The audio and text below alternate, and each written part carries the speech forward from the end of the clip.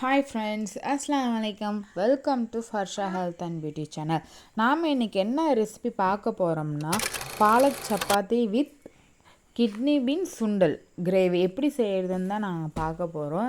இது கீரையே எனக்கு பிடிக்காது, நான் பயிரே சாப்பிட மாட்டேன் அப்படின்னு சொல்கிறீங்க குழந்தைங்க கூட இது ரொம்ப விரும்பி சாப்பிடுவாங்க. ஏன்னா இதில் அந்த கீரை போட்டிருக்கிறது அந்த குழந்தைங்களுக்கு தெரியாது. என்னடா சப்பாத்தி க்ரீனாக கலராக இருக்கேன்னு அந்த குழந்தைங்களும் ரொம்ப விரும்பி சாப்பிடுவாங்க. அதனால் இந்த ரெசிபி கண்டிப்பாக ட்ரை பண்ணுங்கள். அதுக்கு முன்னாடி இதில் என்னென்ன நியூட்ரியன்ஸ்லாம் இருக்குதுன்னு பார்த்துடலாம் வாங்க. பாலக்கீரையில் பார்த்தீங்கன்னா விட்டமின் சி, விட்டமின் இ, இரும்பு சத்து, ஃபோலேட், பொட்டாசியம், மெக்னீஷியம் இந்த மாதிரி இந்த 5 சத்துக்களும் இதில் நிரம்பி கிடக்குங்க. அது மட்டும் இல்லாமல் இந்த கீரை எடுத்துக்கிறதுனால பிளட் சுகர் லெவல் குறையுது, கேன்சர் வராமல் நமக்கு ப்ரிவென்ட் பண்ணுது. வெயிட் லாஸ் பண்ணணும் அப்படின்னு நினைக்கிறவங்க கண்டிப்பாக இந்த கீரை எடுத்துக்கலாம். யாரெல்லாம் எலும்பு வலுவாக இல்லை அப்படின்னு நினைக்கிறாங்களோ அந்தமாரி ஆட்கள் கண்டிப்பாக எடுத்துக்கலாம். இந்த கீரை நம்ம எடுத்துக்கிறதுனால நம்ம எலும்புகள் நல்லா வலுப்பெறுது. இதில் விட்டமின் இ இருக்கிறதுனால நம்ம கண்ணுங்களுக்கும் ரொம்ப நல்லதுங்க. வாங்க கிட்னி பீன் அந்த சுண்டல் வச்சு எப்படி நம்ம கிரேவி பண்ணுறதுன்னு ரெசிபிக்குள்ளே போயிடலாம். 100 கிராம் அளவுக்கு கிட்னி பீன், 100 கிராம் அளவுக்கு வெள்ளை சுண்டல், இது ரெண்டுத்துமே 2-3 வாட்டி நல்லா கழுவி வச்சு 8 மணி நேரம் இதை நீங்கள் ஊற வச்சுக்கோங்க. 8 மணி நேரம் ஊறினதுக்கப்புறம் நாம் இதை ஒரு ப்ரெஷர் குக்கரில் போட்டுக்கலாம். தேவையான அளவு இதில் உப்பு சேர்த்து என் குக்கருக்கு ஒரு 3 to 4 விசில் வந்தாலே போதுங்க. உங்களுக்கு எத்தனை விசில் வந்தால் கரெக்டாக இருக்குமோ அத்தனை விசில் விட்டு நீங்கள் இந்த பயிரை வேக வச்சு எடுத்துக்கோங்க. இப்போ பாருங்கள், நமக்கு ரொம்ப வேகணும்னு அவசியம் இல்லை. இப்போ நம்ம கையில் எடுத்து லைட்டாக நசுக்குனாலே போதும். இந்த அளவுக்கு நமக்கு வெந்திருந்தாலே போதுங்க. அவ்வளோதான், நம்ம சுண்டல் பர்ஃபெக்டாக வெந்துருச்சு. இப்போ கிரேவிக்குள்ளே போயிடலாம். கடாயில் 1 டேபிள் ஸ்பூன் அளவுக்கு எண்ணெய் ஊற்றி எண்ணெய் காஞ்சதும் 2 கிராம்பு, 2 ஏலக்காய், பிரிஞ்சி இலை, ஒரே ஒரு துண்டு பட்டை எல்லாம் போட்டு பொரிஞ்சதுக்கப்புறமா 2 மீடியம் சைஸ் வெங்காயத்தை வெட்டி வச்சுருக்காங்க. அதையும் நல்லா குட்டி குட்டியாக கட் பண்ணிக்கலாம். நல்லா ஓரளவுக்கு நமக்கு ப்ரௌன் கலர் வர வரலையும் வதக்கி எடுத்ததுக்கப்புறம் 1 டீஸ்பூன் அளவுக்கு இஞ்சி பூண்டு பேஸ்ட் போட்டுக்கலாம். அது இஞ்சி பூண்டு பேஸ்ட் நல்லா பச்சை வாடை போகிற அளவுக்கு நாம் வதக்கிக்கலாம். பச்சை வாடை போனதுக்கப்புறமா 2 தக்காளியை மிக்சியில் போட்டு நல்லா இந்தமாரி பேஸ்ட்டாக அரைச்சி எடுத்துக்கோங்க. அதையும் நான் ஆட் பண்ணிக்கல. நல்லா பச்சை வாடை போகிற அளவுக்கு நம்ம வதக்கி எடுத்துக்கலாம். 2 teaspoon chicken masala, 1/2 teaspoon garam masala, 1/2 teaspoon சீரகத்தூள், இது எல்லாத்தையும் போட்டு லைட்டாக மிக்ஸ் பண்ணிக்கலாம்.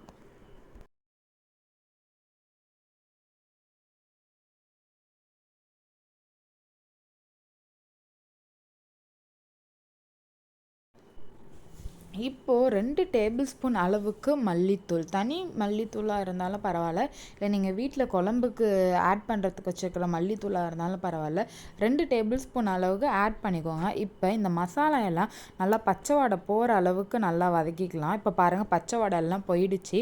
ஒரு மீடியம் சைஸ் கேப்சிகம் இந்தமாரி குட்டி குட்டியாக கட் பண்ணிக்கிறேன். இந்த ஸ்டேஜில் ஆட் பண்ணாதாங்க நமக்கு கிரேவி நல்லா வாசமாக டேஸ்ட்டாக இருக்கும். ஓரளவுக்கு வதக்கிக்கலாம். நமக்கு கேப்சிகம் ரொம்ப வதங்க கூட அவசியம் கிடையாது. இந்த ஸ்டேஜில் இப்போ நம்ம என்ன பண்ண போகிறோம்னா, நம்ம எடுத்து வேக வச்சுருந்த அந்த சுண்டலையும் கிட்னி பீனையும் சும்மா ரஃப்பாக நம்ம கையில் லைட்டாக மெசிச்சு மட்டும் விட்டுக்கலாம். அதையும் போட்டு இது நல்லா கிண்டி விட்டுக்கலாம். நம்ம ஆட் பண்ணியிருக்க பயிரோட அந்த மசாலா எல்லாமே ஒன்றோட ஒன்று நல்லா மிக்ஸ் பண்ணதுக்கப்புறம் இந்த சுண்டலும் கிட்னி பீனும் வேக வச்சு இந்த தண்ணியை நீங்கள் ஊற்றிடாதீங்க, அதை அப்படியே வச்சுக்கோங்க. ஏன்னா அதை நம்ம ப்ரெஷர் குக்கரில் போடும்போது நிறைய வாட்டர் சால்யூபிள் மினரல்ஸ் அதில் இறங்கியிருக்கும். ஸோ அந்த தண்ணியே நாம் இதில் ஆட் பண்ணியிருக்கோம். நம்ம வேக வைக்கும்போதே உப்பு ஆட் பண்ணியிருக்கிறனால இந்த தண்ணி ஊற்றுனதுக்கப்புறம் உங்களுக்கு பத்தலைன்னா நீங்கள் உப்பு ஆட் பண்ணிக்கோங்க. இந்த தண்ணி நல்லா ஆட் பண்ணதுக்கப்புறம் குழம்ப நல்லா கொதிக்க வச்சிட்டோம்னா அவ்வளோதாங்க. இறக்குறப்ப லைட்டாக மல்லி எல்லாம் கட் பண்ணி போட்டு ஆட் பண்ணோம்னா நமக்கு நல்லா கமகமன்னு வாசனையோட kidney bean sundal gravy ready ஆயிடுச்சுங்க. நம்ம சப்பாத்திக்கு சைட் டிஷ் இப்போ ரெடி. வாங்க நம்ம எப்படி பாலக் சப்பாத்தி செய்யுதுன்னு ரெசிபிக்குள்ளே போயிடலாம். இன்றைக்கி பாலக் சப்பாத்தி செய்கிறதுக்கு ஒரு கட்டு அளவுக்கு நான் பாலக்கீரையை இந்தமாரி ஆஞ்சி வச்சுக்கலாம். ஒரு கடாயில் நம்ம இந்தமாரி சுடு தண்ணி நான் வச்சுக்கலாம். அந்த கொதி வர சமயத்தில் நம்ம ஆஞ்சி வச்சுக்கிற பாலக்கீரை எல்லாத்தையுமே நல்லா வாஷ் பண்ணிவிட்டு இதில் ஆட் பண்ணிக்கோங்க. இப்போ அது போட்டது எல்லாத்தையுமே நல்லா முழுக வச்சுக்கணும். முழுகி அந்த ஒரு கொதி வரும் இல்லைங்களா, அந்த கொதி ஒரு 2-3 செகண்ட்ஸ் தான் தாங்க அதில் இருக்கணும். நல்லா அது கொதிக்கட்டும்.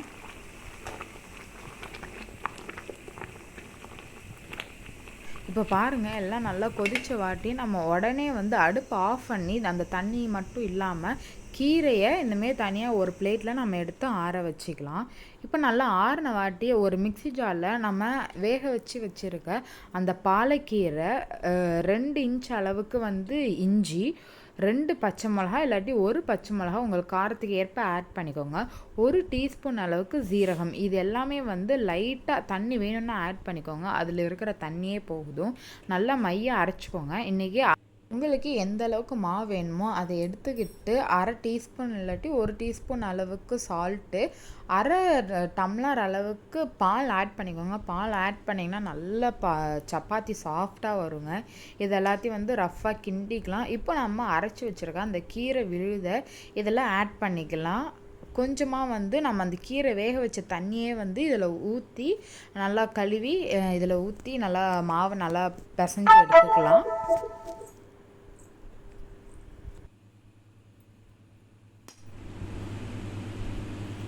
பாருங்கள், நல்லா பிசைஞ்சதுக்கப்புறம் ஒரு 1/2 மணி நேரம் வந்து நம்ம ஊற விட்டுக்கலாம். மேலே லைட்டாக ஆயில் தடவி ஊற வைங்க. அப்போ தான் வந்து நமக்கு மாவு காயாமல் இருக்கும்.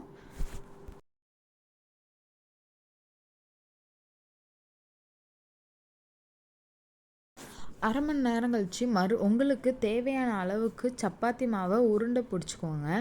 அதை நல்லா லைட்டாக உங்கள் கையிலே ப்ரெஸ் பண்ணி மாவில் நல்லா எல்லா சைடும் படுற அளவுக்கு இந்த மாதிரி டிப் பண்ணி எடுத்துக்கோங்க. இப்போ உங்களுக்கு நல்ல மெல்லிசாக வந்து சப்பாத்தி கட்டையில் நல்லா தேய்ச்சி எடுத்துக்கோங்க. அவ்வளோதான், பாலக் சப்பாத்தி ரொம்ப ஈஸி ரெசிபி தாங்க. கண்டிப்பாக உங்கள் வீட்டில் ட்ரை பண்ணி பாருங்கள். இதில் நம்ம அந்த கீரை போட்டிருக்கிற வாசம் அடிக்கும். நீங்கள் கொஞ்சம் கூட பயப்படவே வேணாம், வாசமே அடிக்காது. இது அவ்வளோவுமே ஹெல்த்தியான ரெசிபி தான். நல்லா சப்பாத்தியை எல்லா சைடும் ஈக்குவலாக இருக்கிற மாதிரி நம்ம திரட்டி எடுத்து நாம் சப்பாத்தியை சுட்டு எடுத்துக்கலாம். அவ்வளோதான், நமக்கு சப்பாத்தியும் ரெடி ஆகிடுச்சு. பாருங்கள், நல்லா கலர்ஃபுல்லாக இருக்குது. நமக்கு இப்போ சப்பாத்தியும் ரெடி ஆகிடுச்சு, கிரேவியும் ரெடி ஆகிடுச்சு. இப்போ நமக்கு நல்லா கலர்ஃபுல்லான சப்பாத்தியும் நல்லா கமகமான வாசனையோடு நமக்கு கிரேவியும் ரெடி ஆகிடுச்சிங்க. இந்த டிஷ்ஷை நீங்கள் உங்கள் வீட்டில் உள்ள எல்லாத்துக்கும் கொடுத்து என்ஜாய் பண்ணுங்கள். இந்த மாதிரி ஹெல்த்தியான ரெசிபி உங்களுக்கு வேணால் மறக்காமல் ஃபர்ஷா ஹெல்த் அண்ட் பியூட்டி சேனலை லைக் பண்ணுங்கள், ஷேர் பண்ணுங்கள், சப்ஸ்கிரைப் பண்ணுங்கள். தேங்க்ஸ் ஃபார் வாட்சிங்.